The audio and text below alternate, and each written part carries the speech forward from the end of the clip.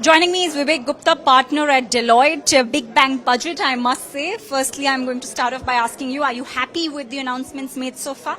Yes, I think a very intelligently crafted budget.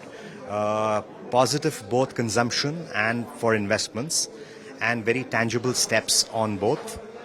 Follows the economic survey mantra of deregulation, the government getting out of the way. So overall, a very positive budget, yes. Now, you touched upon what the economic survey spoke about, and while deregulation is something the chief economic advisor suggested strongly, domestic growth, ramping up domestic growth has been a key concern. How do you think that's possible in cooperative federalism like ours? Look, investment in the economy is a function of what you offer as an economic climate. If the friction cost of establishing business and running business is low, you will have more dollars coming into India because India is in any case a growing economy.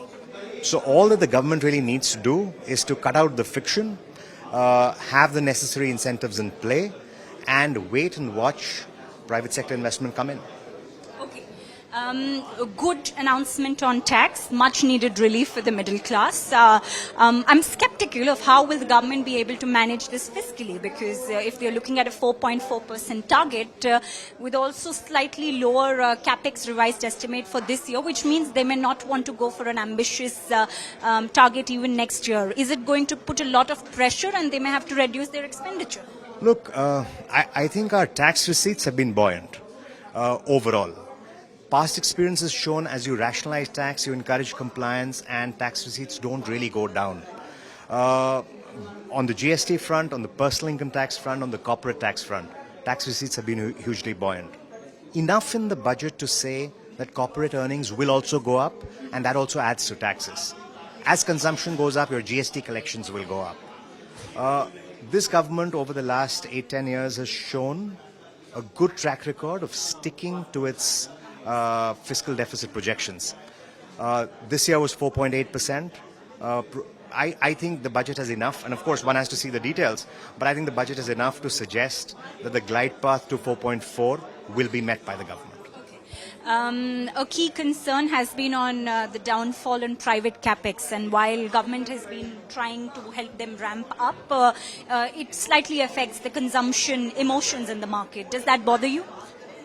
Well, it does, but this budget actually frontally attacks both, as I said.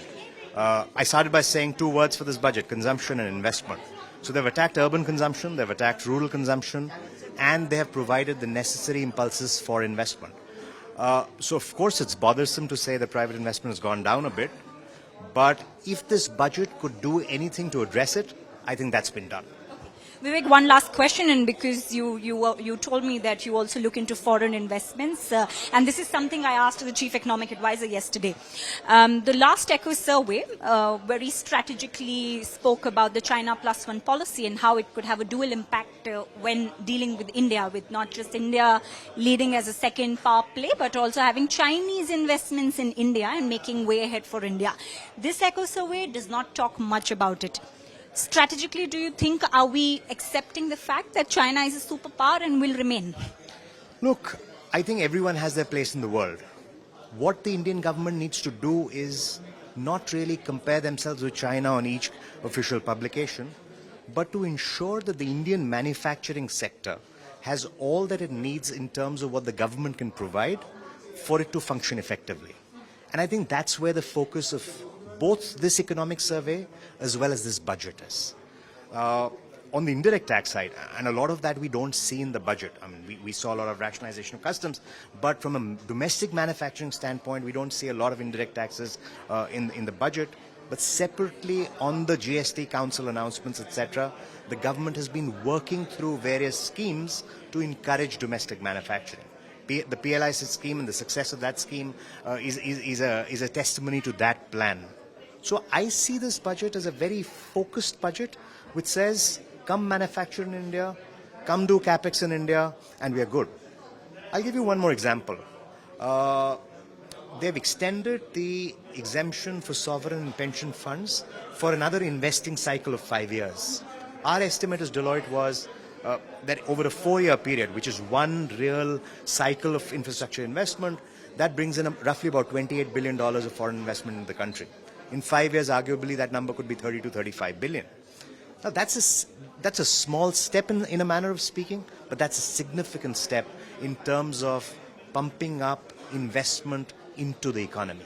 So I think there are tangible steps here, and therefore the China plus one verbiage perhaps doesn't even need mention. One quick, was this too ambitious, keeping in mind that we are yet to face the storm, because Trump this morning started his day and asked to with a couple of announcements, and India could very well hear something soon from him. Is that going to impact a lot? Look, we have to do what we have to do. Rationalization of import tariffs is something that we could do. That will bring forth its own reactions in the world. And the fact that the world will see we have rationalized our own import tariffs and we are open to imports in that sense will mean that hopefully on the export side we'll see similar stuff happening. But